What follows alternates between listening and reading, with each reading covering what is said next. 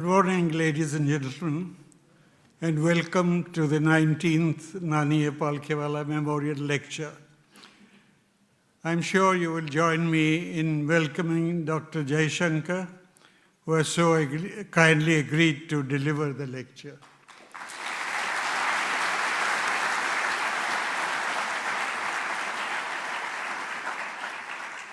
I would like to request my co-trustee, Nani, to present flowers and a memento to Dr. Jaishankar as a small token of our regard and affection.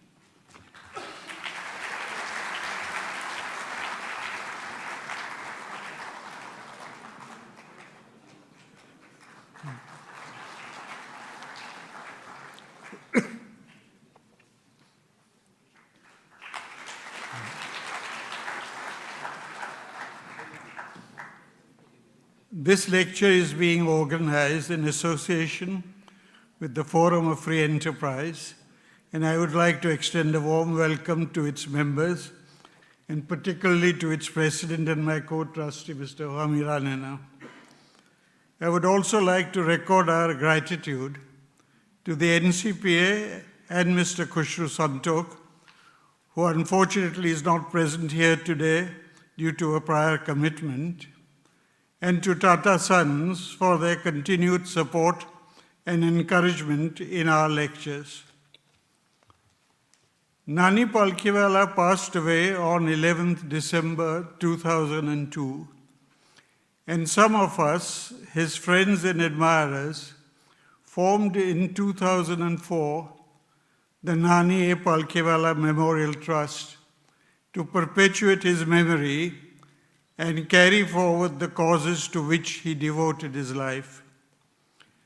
To this end, the Trust has instituted prizes in the leading law universities in the country, published 4 books and produced a film on his life and works, holds annual elocution competitions for law students, gives awards to champions of civil liberties, and his portrait adorns the law library in the Supreme Court. But the marquee event of the Trust has always been the annual memorial lecture. We have been fortunate that some of the most illustrious persons, including leading journalists, jurists, Chief Justices of India, governors of the Reserve Bank, and internationally renowned economists, have accepted our invitations over the years to deliver these lectures.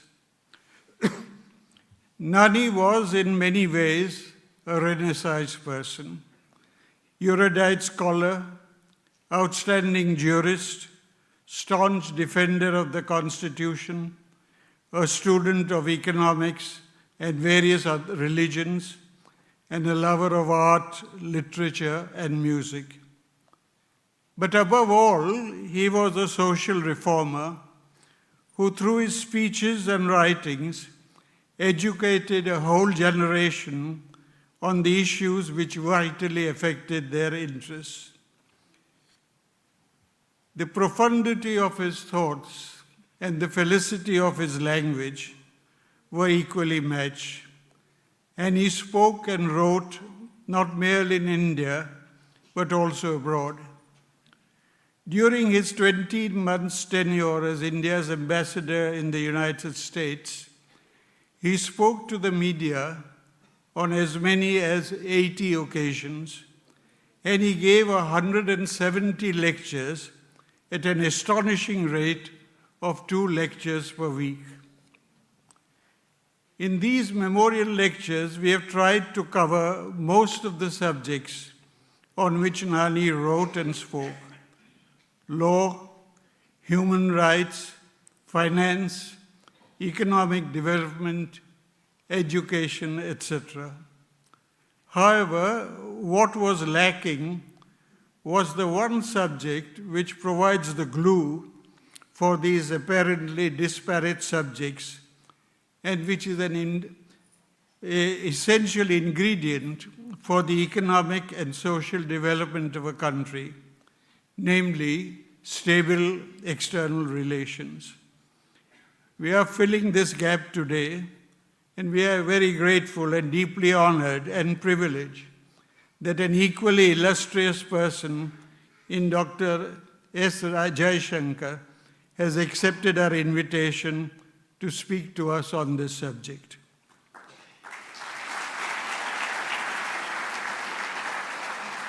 Dr. Jaishankar has a master's degree in political science and a doctorate in international relations from the Jawaharlal Nehru University, New Delhi. He is a career diplomat who has worked in the Ministry of External Affairs and the President's Secretariat, and has been the Indian High Commissioner in Singapore, the Foreign Secretary, and our Ambassador in the United States, China, and the Czech Republic. He is the author of two best-selling books. He was awarded the Padma Shri in 2019. Since May 2019, he has been a member of the Rajya Sabha and has been our External Affairs Minister. If in an increasingly polarized world, India is recognized and respected as the world's largest unaligned functioning democracy, much of the credit for this must go to Dr. Jaishankar for his untiring efforts over the years. I would now like to request Dr. Jaishankar to deliver the 19th Nani Palkhivala lecture on the subject, India and the World. Dr. Jaishankar.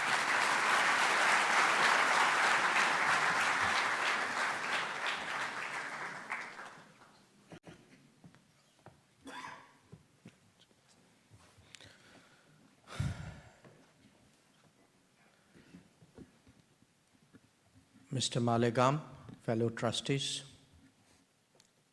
distinguished guests, it's a great privilege to be invited to deliver the Nani Palkhivala Memorial Lecture. Now, all of you are conversant with his many contributions in various domains. We heard a little bit about it just now. And he had a well-earned reputation as a defender of freedom and of liberty, as well as an advocate of economic reform. And that too at a time when it was not accepted wisdom.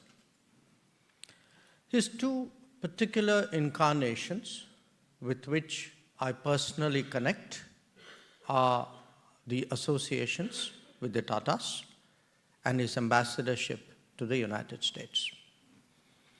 He was, of course, a great patriot, but also one who sought to give practical expression to those sentiments. It is only natural that we all remember him today. 16 January is his birth anniversary, I believe.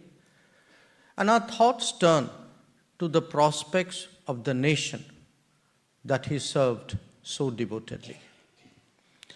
Now, before I get into my remarks, let me also underline that my first significant foreign policy address for 2025 at home is taking place outside New Delhi. This reflects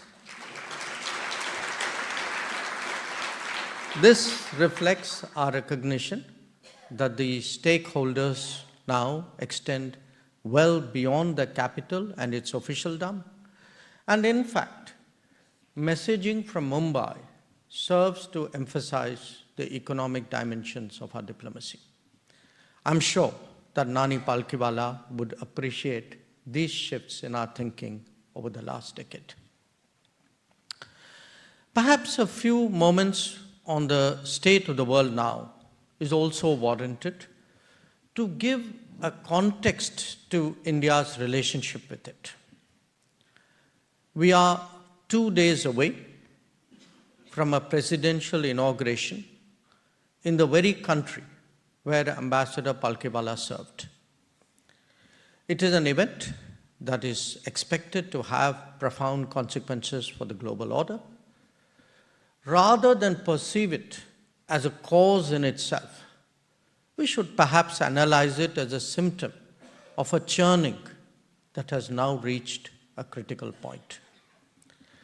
That process has many dimensions, many issues, including a rebalancing of economic and political power over multiple decades. It has been accelerated by a particular model of globalization, which, while creating greater prosperity, has also led to more insecurity. Conflicts, pandemics, and climate events have actually been aggravating factors in this period. Now, technology too has played its due part by enhancing interdependence and interpenetration. On the one hand, the world is witnessing the weaponization of market shares and financial instruments. On the other, many are left to fend for themselves, be it on health, on debt, or on energy. And this integration and separateness actually coexist in our times.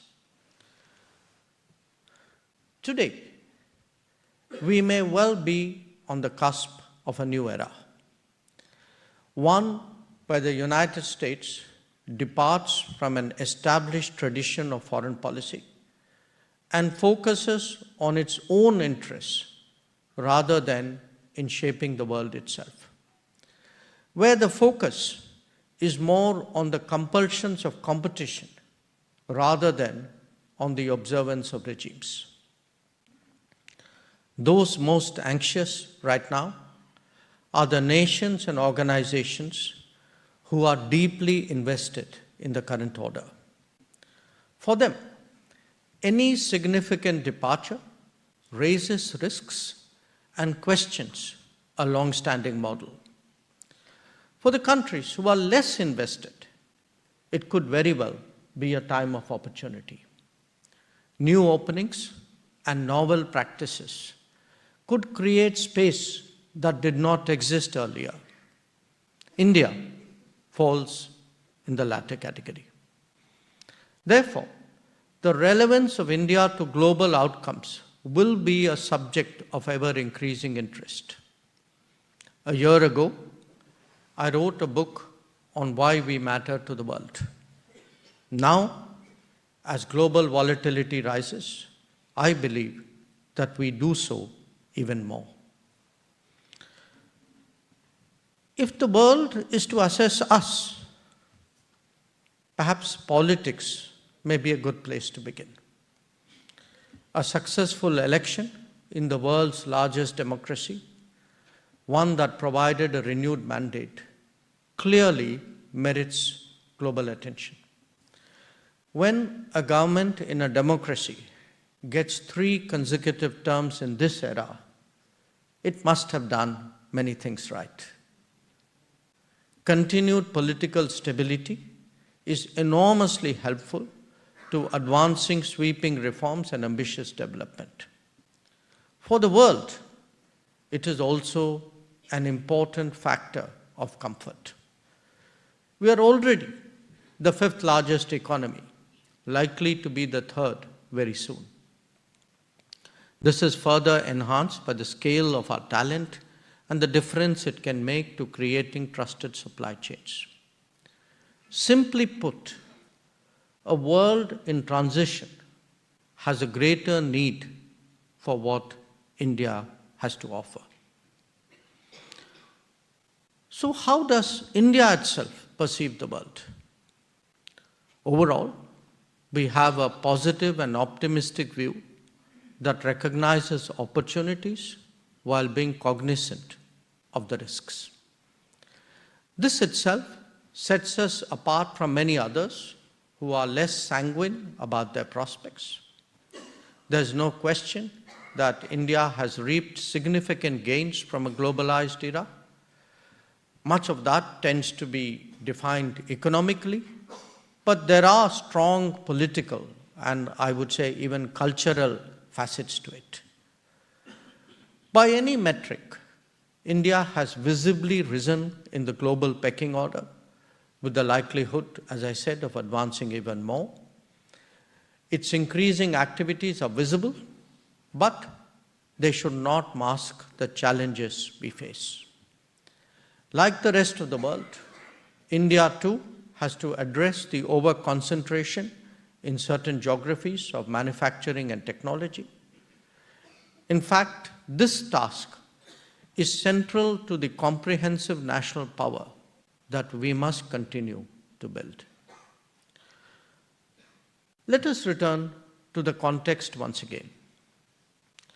The journey of rebalancing in the world has reached a stage today where we can start to discern the emergence of real multipolarity in the global order.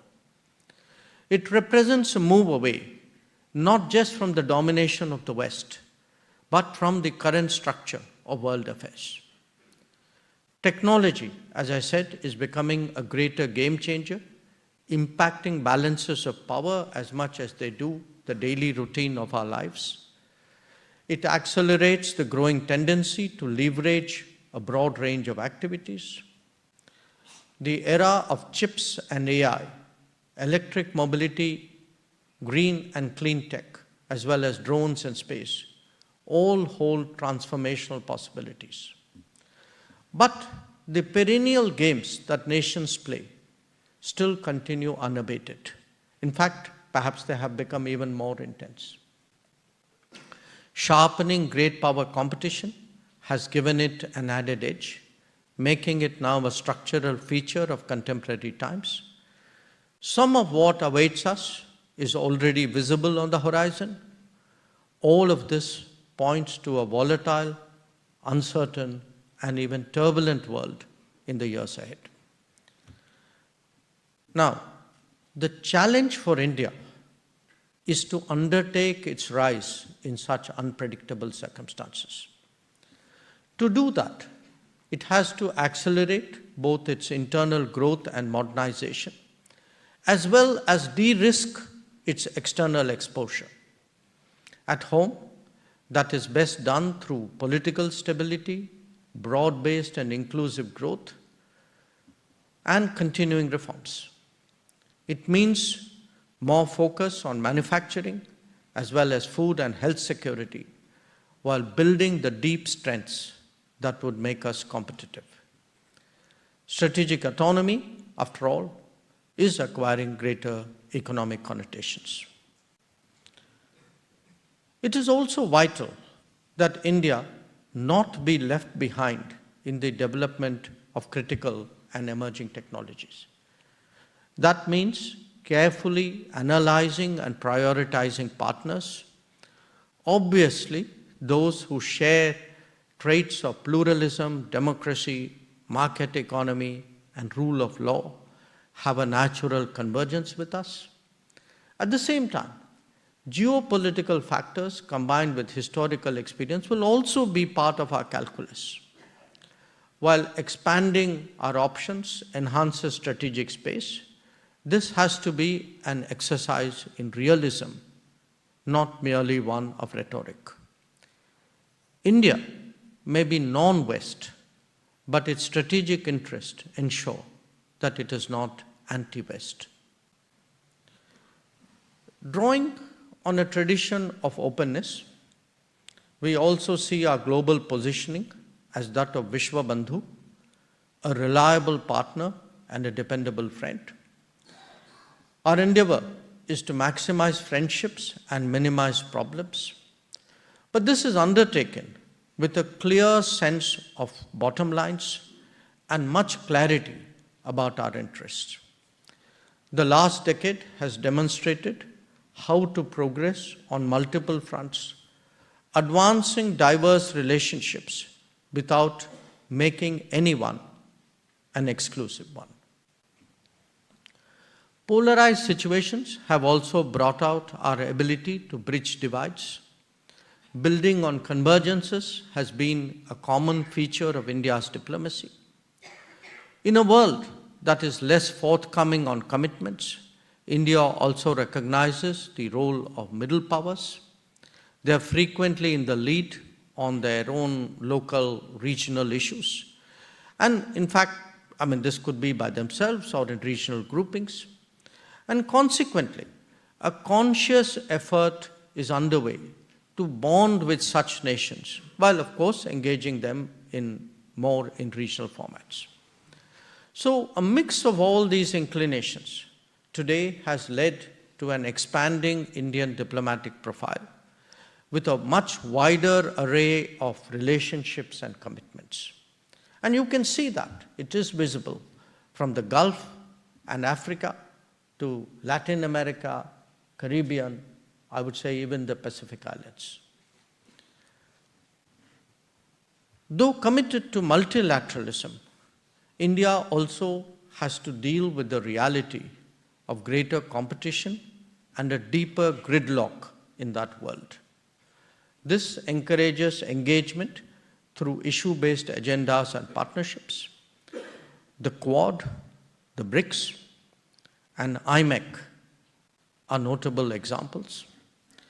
But it is actually India's ability to reconcile these memberships that is worth noting. Understandably focused on competitive international relations, what also distinguishes Indian foreign policy is its post-colonial sentiment. We have a deep solidarity with the Global South, whose members often see us as their voice. The underlying outlook of the Global South, as you all know, is of fierce independence, respect for sovereignty, and resistance to being pressurized on issues of national interest.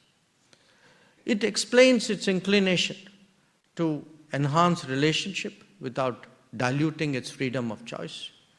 But of course, this is not always easy to understand, and therefore we have to often explain to those who have been brought up in the culture of alliances.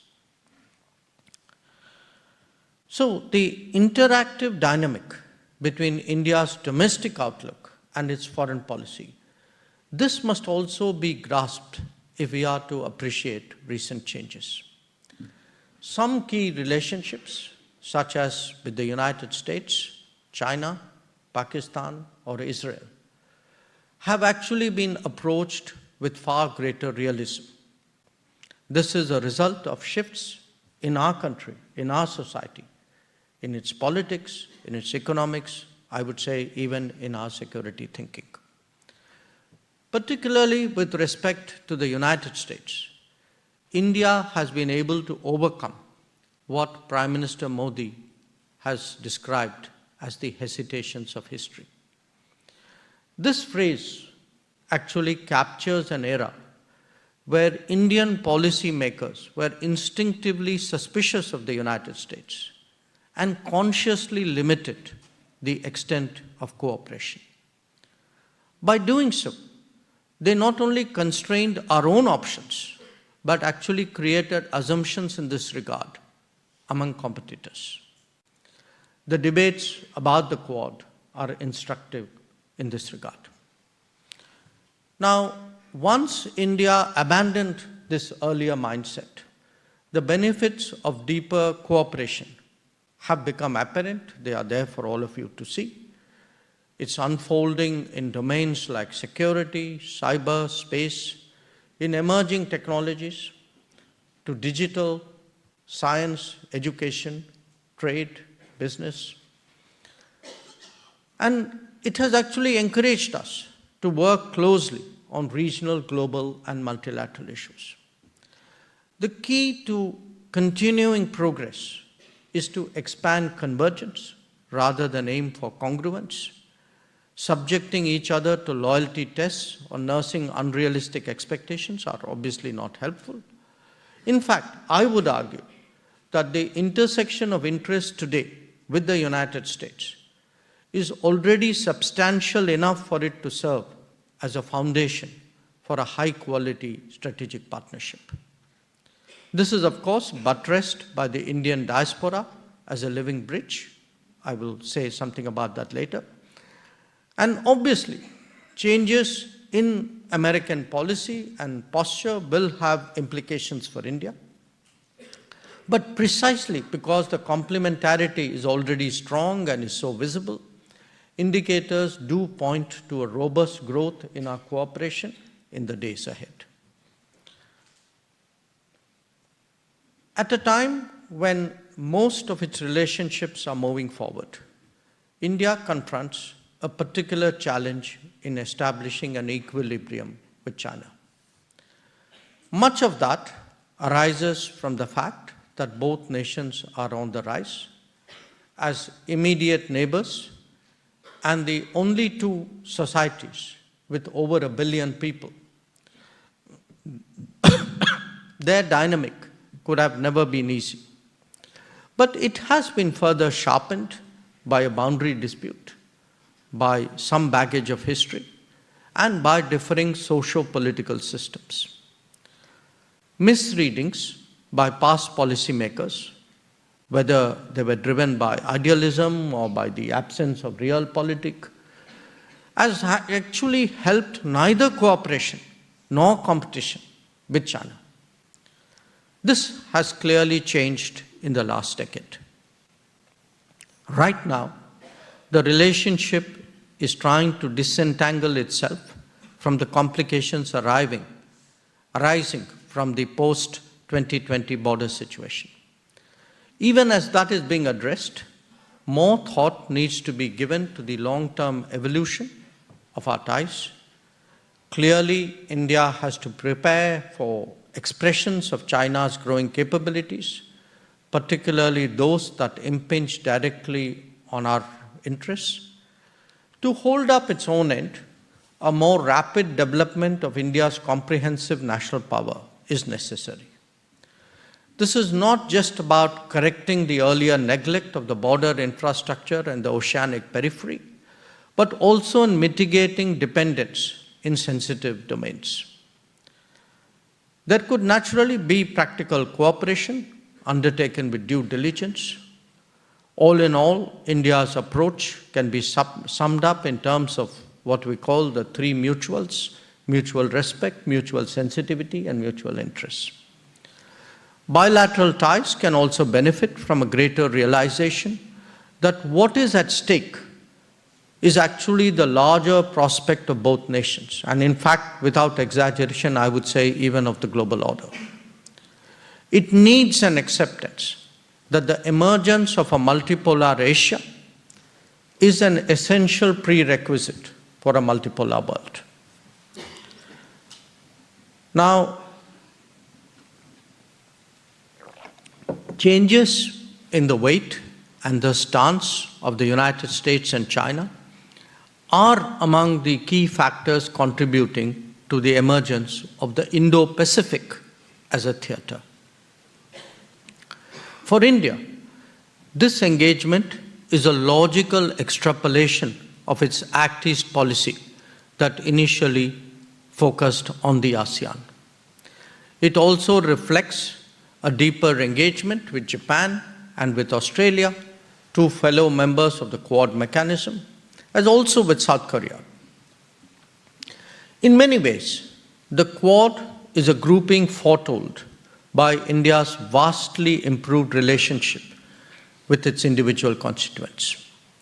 It is also a contemporary method of addressing global and regional deficits through creative and flexible collaboration. Since 2017, which was when the Quad was revived, since 2017, the Quad has made significant progress in areas like climate change, climate action, supply chains, connectivity, digital capabilities, maritime security, and humanitarian assistance and disaster response. This example of countries coming together on a shared agenda is also being replicated elsewhere. A newer example is IMEC, the India, Middle East, Europe Economic Corridor, which actually offers a new logistical template. In fact, in the last decade, India has either initiated or joined about 40 different endeavors with multiple partners on specific issues. They speak of an ability to carry different nations on varying subjects without diluting our strategic intent or compromising our national priorities. As a major power of the Eurasian landmass, Russia has long held importance for India's foreign policy. Despite all the ups and downs that the world has seen since 1945, this is actually one relationship that has largely held steady. For decades, Russia has had a salience in India's national security calculus. Currently, as Russia is redirecting its attention towards Asia, there is actually a further logic that is emerging. Deeper economic cooperation between India and Russia has a stabilizing consequence for the global economy. The connectivity potential of the collaboration also holds great promise. India's expanding footprint will inevitably meet Russia's influence in many regions. And like the rest of the world, India is not impervious to the implications of the ongoing conflict in Ukraine. It has been a persistent advocate of dialogue and diplomacy and is convinced that a solution cannot emerge from the battlefield. The strategic awakening of Europe is another scenario of considerable interest. In recent years, the impact of supply chain dependence, energy concerns, and geopolitical challenges have been visible on Europe's collective persona. Since 2014, India has consciously stepped up its engagement with the European Union, its individual members, and even its sub-regional groups. The resulting collaborations have been beneficial for our national development. Apart from the US, India is the only nation with whom Europe has established what is called a Trade and Technology Council. Negotiations on a free trade agreement with EU are underway, while that with EFTA, which is a collection of 4 other European nations, was concluded last year. The conversation is now also focusing on India as a production and supply chain partner, especially in domains that value resilience and trust. That Europe now perceives stakes in the Indo-Pacific is a welcome expression of its expanding worldview. Now, an adept navigation of the global landscape, the landscape which I have presented to all of you, that is naturally key to India's prospects. And the task begins closest to home. India's challenge has been to rebuild a neighborhood in the aftermath of the partition. It is now doing so through a generous and non-reciprocal approach, funding and supporting energy, rail, and road connectivity, expanding trade and investment, and intensifying exchanges and contacts. In times of crisis, be it the pandemic or the economic meltdown, India has actually served as an insurance for its smaller neighbors. Sri Lanka discovered that in 2023, when India put together a package of more than $4 billion, even while the rest of the world deterred. It is also a reality that political developments may throw up complex situations, as we are currently witnessing in Bangladesh.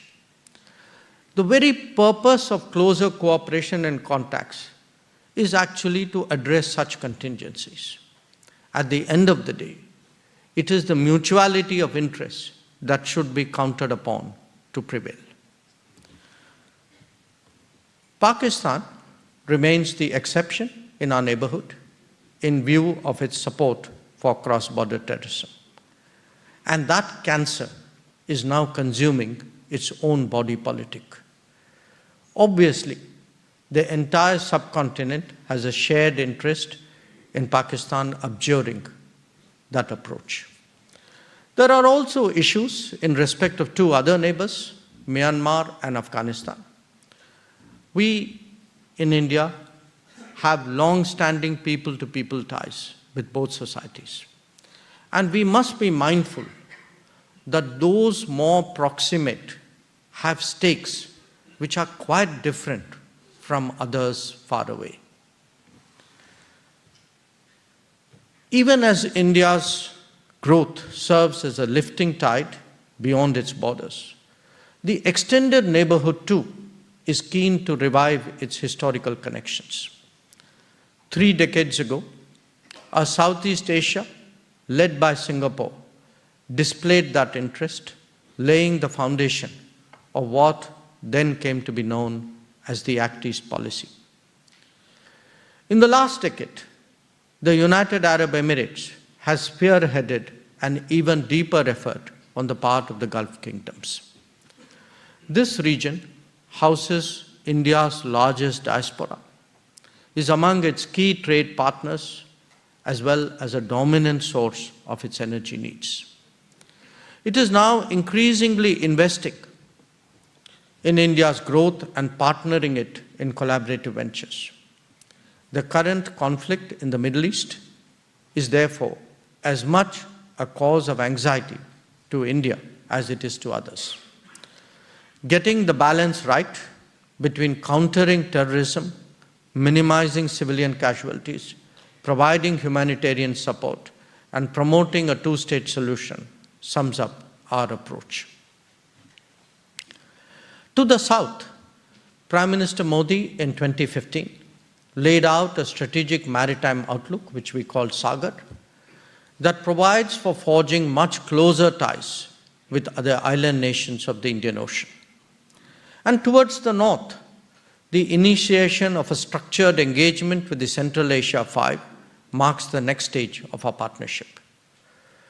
In the mandala of Indian foreign policy, this extension of the neighborhood actually provides launching pads for India to operate beyond, be it the Indo-Pacific, Africa, the Caucasus, or Eurasia. Since 2023, India has also convened 3 Voice of the Global South summits to bring to the fore pressing concerns of the developing world. As India rises, the expectations from the Global South are that it would champion their interests, and that expectation would go commensurately. Our G20 presidency and supply of COVID vaccines to 99 nations has certainly strengthened India's credentials. Already, India is among the top trade and investment partners of many African nations. But it is steadily moving up the ranks where Latin America and the Caribbean are concerned. Political solidarity and economic activities are strengthened by Indian development projects, which today cover 78 nations across different continents. And we are deeply involved in training and capacity building in many of these countries. For nations of the Global South, India serves as an encouragement because our achievements can be easily transported to their societies. And this has become particularly apparent in digital, in health, and in educational domains.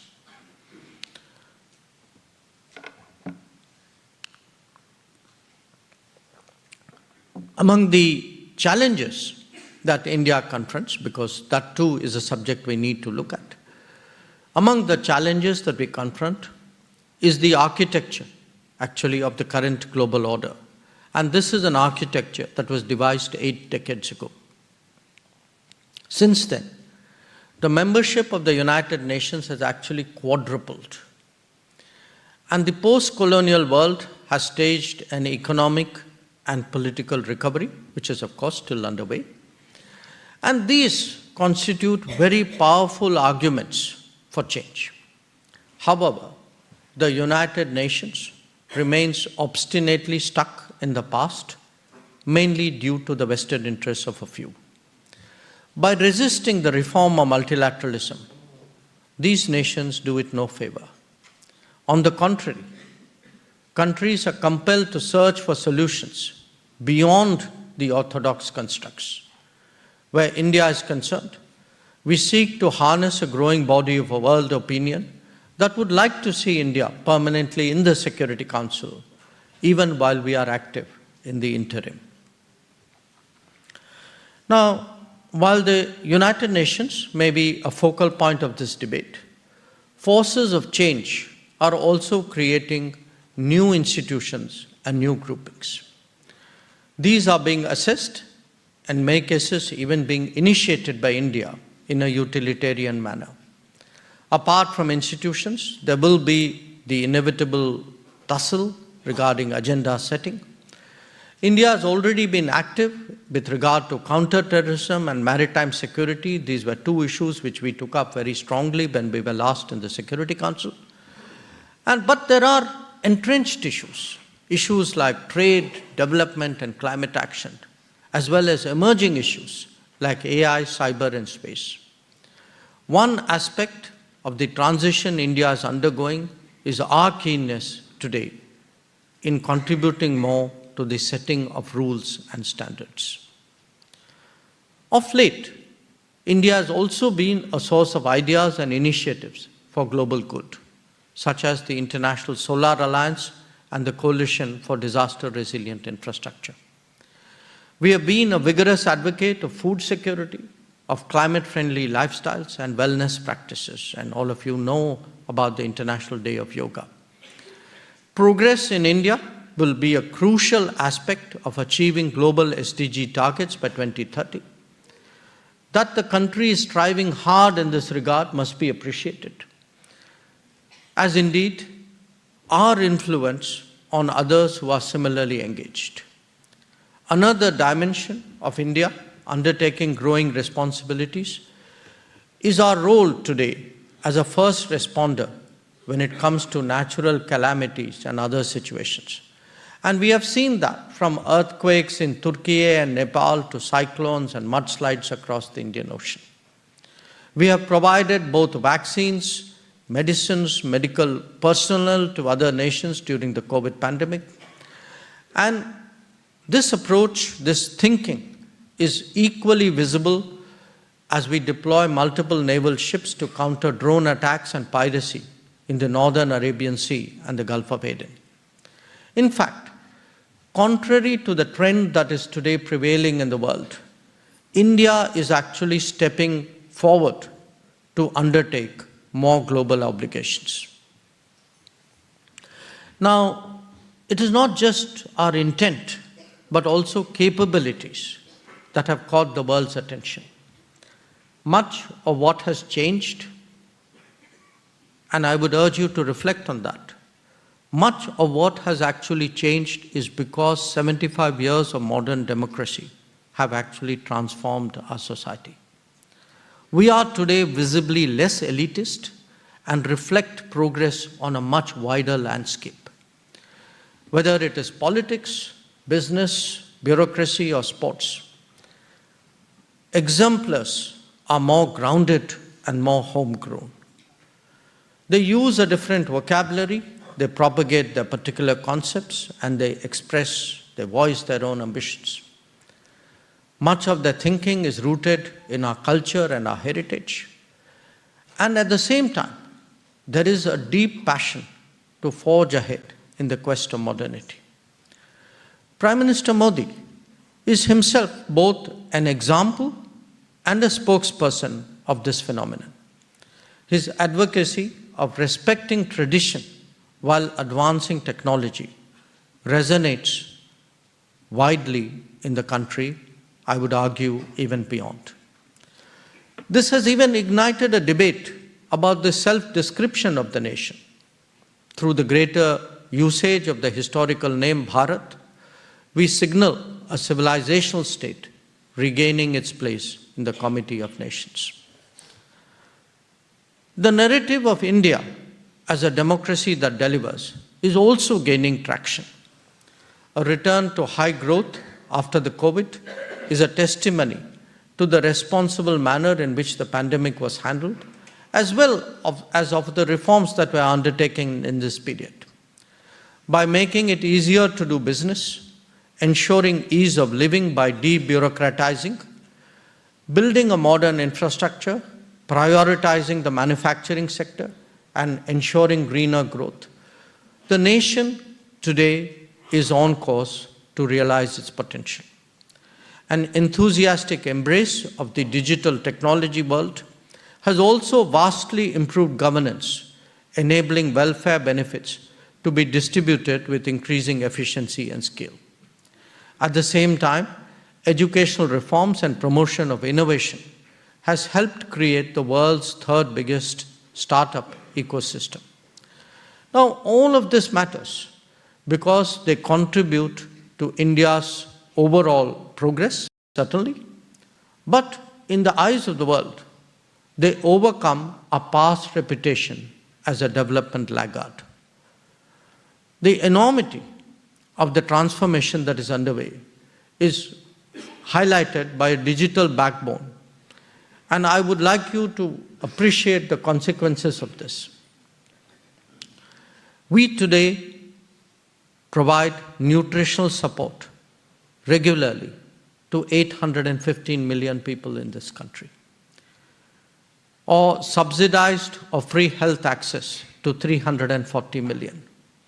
We give loans every year to 58 million small businesses. And in the last decade, we have built 40 million homes. That means for almost 200 million people, for those with low income. Now, this happens even as age-old challenges of electricity, piped water, toilets, and roads are being addressed.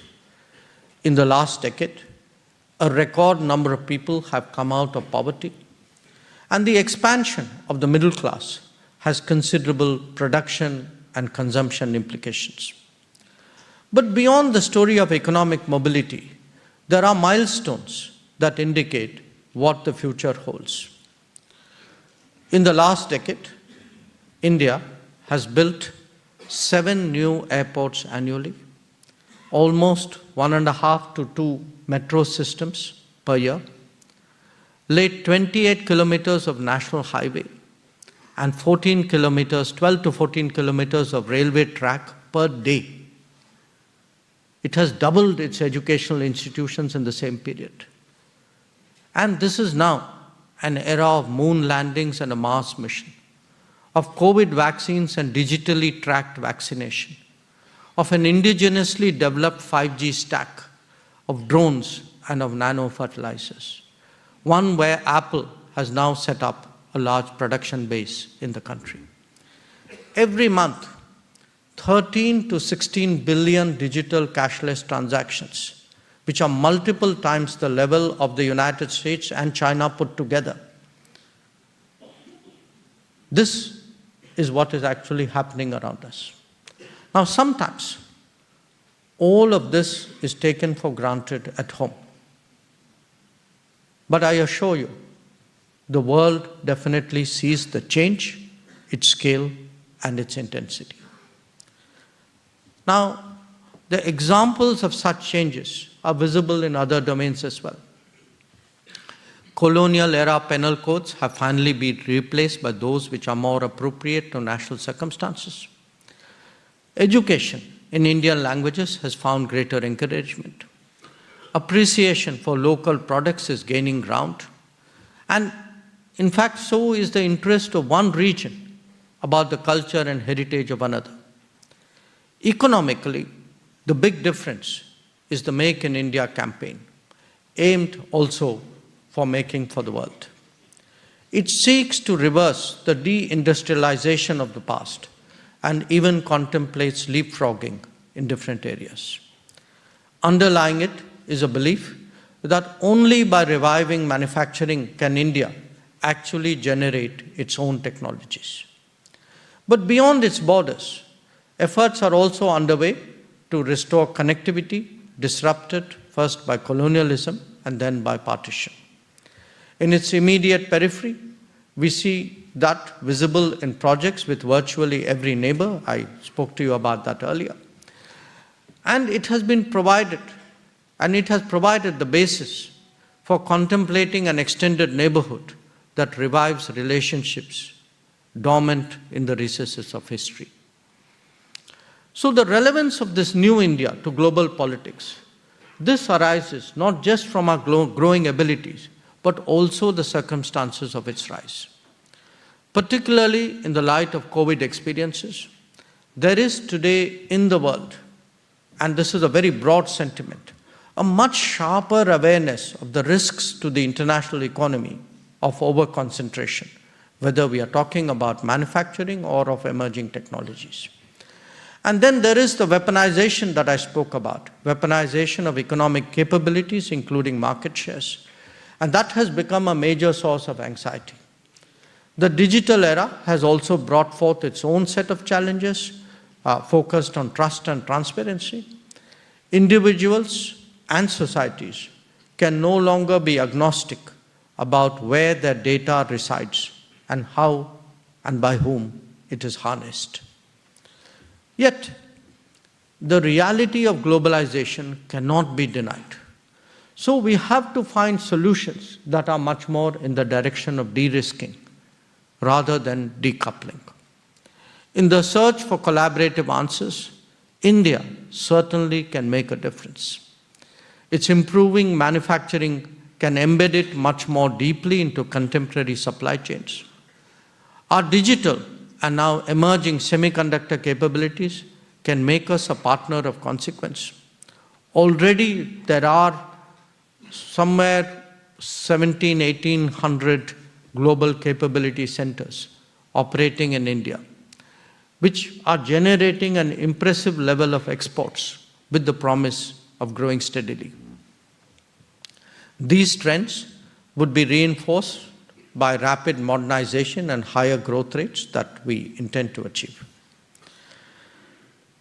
In different ways, debates on the key global issues of our times will also lead the world towards India. For a start, the knowledge economy is putting a premium on deployable human resources. This comes at the very time when the more advanced societies are facing growing demographic deficits. An upcoming trend is the interest in accessing Indian talent through mobility understandings. That India is itself encouraging greater innovation, expanding its skills base and making it easier to do business will surely contribute to more such partnerships. And even while moving in this direction, the world is cognizant of the concerns of sustainability as well as clean and green growth. The contribution of India to the domain of climate action is significant. We can also be an exemplar to other developing societies.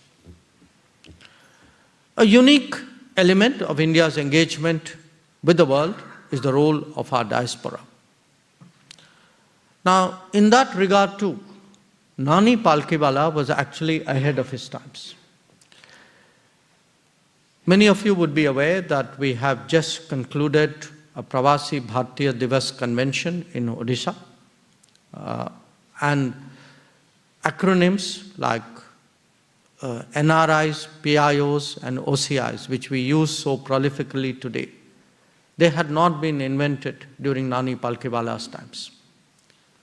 But it's interesting, one of his last acts as ambassador in the United States, he actually held an event to pay tribute to 14 outstanding Indians living abroad.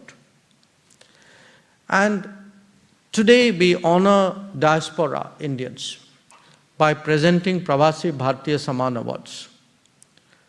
Interestingly, Palkhivala, whose individual initiative this was, he titled the awards he presented as Exemplar of Excellence and Explorer of Brahma. And I should tell you, the recipients included Hargovind Khurana, the Nobel laureate, S. Chandrasekhar, the astrophysicist and Nobel laureate, and Zubin Mehta. A dimension of contemporary world politics that is often overlooked is the significance of connectivity. As production and consumption centers have both diversified and expanded, and corridors. The natural changes to repair the colonial era disruptions actually have still not advanced as much as they should.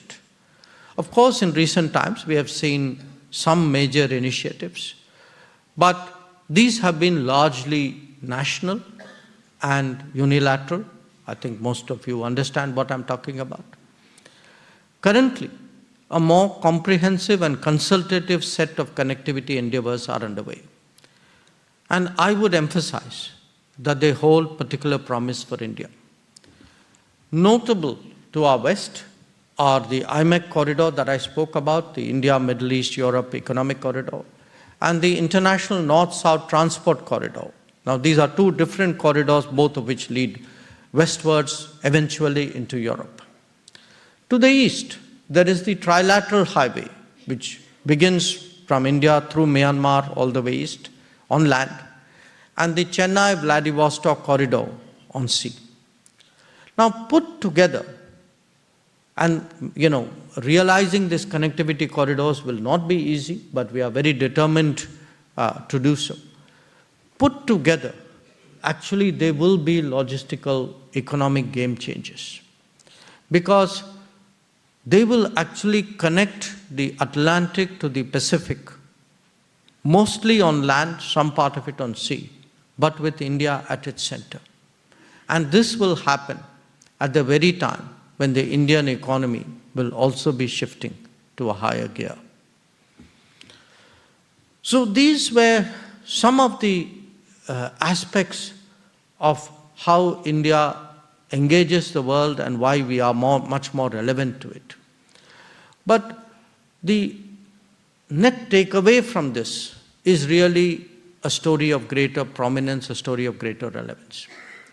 And for that very reason, it is also only natural that the world is asking itself, what kind of power will India be when it becomes larger and stronger?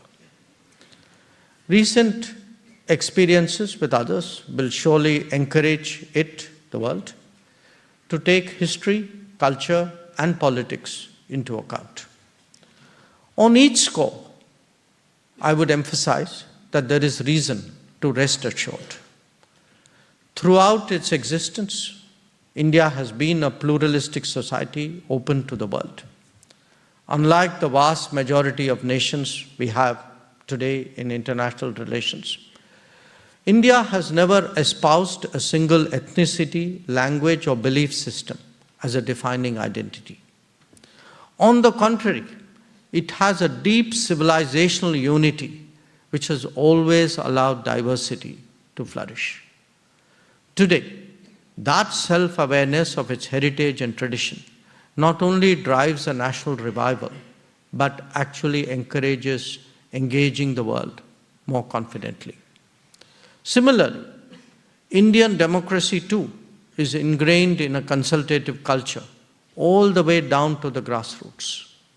This is a natural political expression of social and intellectual pluralism that is embedded in the Indian ethos. As development spreads its benefits, Indian democracy too has emerged stronger, has emerged more authentic. Certainly, our political representation currently is perhaps the broadest we have ever had in history. Where India's business outlook is concerned, this too is very much in sync with other domains.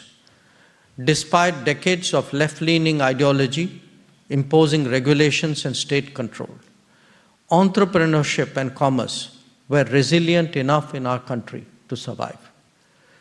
Indeed, Nani Palkhivala himself was a strong proponent of these traits in very difficult circumstances. And I want today to recall his words describing that era. And he says, perhaps there is no other country on earth which has in such ample measure all the enterprises and skills needed to create national wealth, and which takes such deliberate and endless pains to restrict and hamper its creation.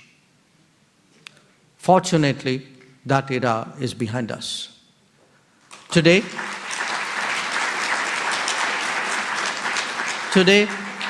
we strive to make it easier to do business, to reduce the burden of regulations, to expand the forces of production and innovation, because it is only then that we can be effective in employment generation. It is a combination of these different dimensions that will define India in the days to come. On the world stage, it will not only drive political and economic rebalancing, but probably a cultural one as well. India's growing capacities are now on display in various fields, whether it is production or consumption, technology or connectivity. It is featuring more in the assessment of others. While India's rise has clearly global consequences, its progress in various domains also has a resonance with a broader constituency. When the global order is under churn, the international community is well served by the endeavors of a power, by the growing endeavors of a power that is comfortable with the world. A stronger India will contribute more, undertake greater responsibilities, and facilitate the de-risking of the international economy. In fact, our economic energies can help shape the re-globalization process, which is underway, and add to the engines of global growth. Strategically, India's voice and influence will strengthen those who seek respect for international norms, rules, and law. For all these reasons and more, India's more prominent role in world politics will be welcomed. As we forge new pathways in the world that awaits us, the guidance provided by Nani Palkhivala and others like him serve as a compass. Their dedication and commitment has brought us now to the level where we can make an increasing difference to global outcomes. In fact, the ideas and values espoused by Nani Palkhivala have an even greater meaning as we enter this new stage of development that I have described. Our deep respect for his contributions is best expressed by raising the level of our ambitions and striving hard for the realization of a Viksit Bharat. I thank you for your attention.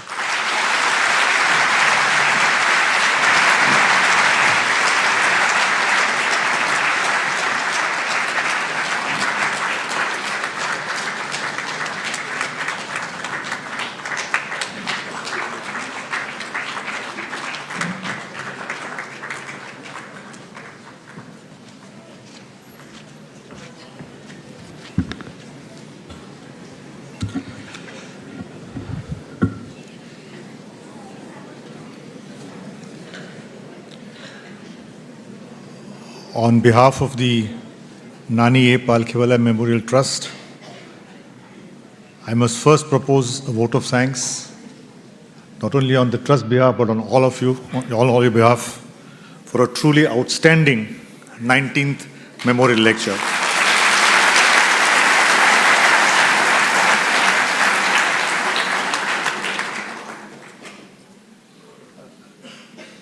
The Trust will be printing the text of the lecture for free and wide distribution, and I must particularly thank the Honourable Minister for taking the time to come to Bombay. After we learnt of the news of your special invitation to attend the inauguration, we were slightly doubtful whether the lecture would go on, and I'm so glad that he has taken the trouble to come to Bombay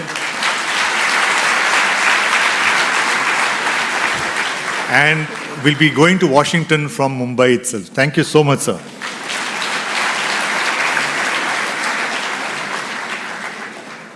I must also thank Mr. K.N. Santuk, Chairman of the NCPA, for providing this magnificent Tata Theatre Trust free of cost for this lecture, and the entire team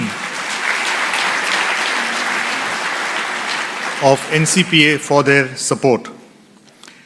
I must thank Tata Sons for their continued support for the program, thank the Forum of Free Enterprise and the entire team for arranging today's program.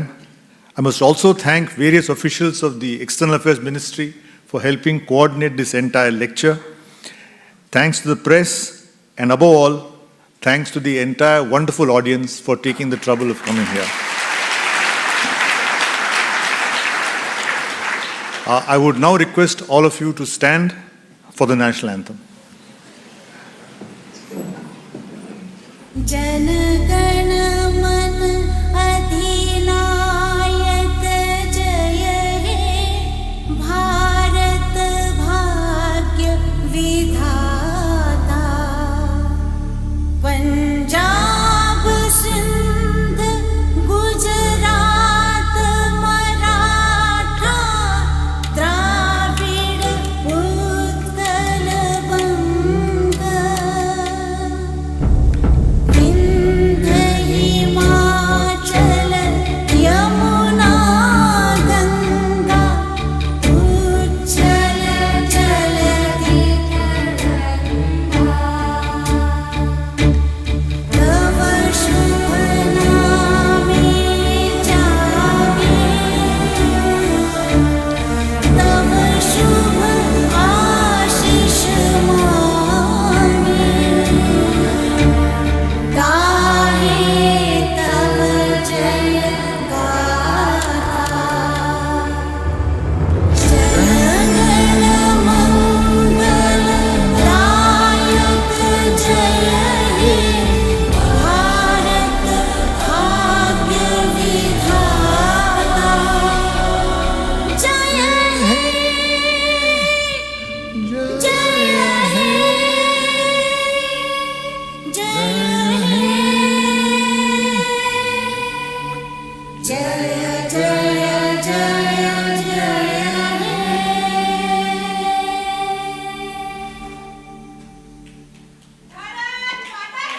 Jai. Jai.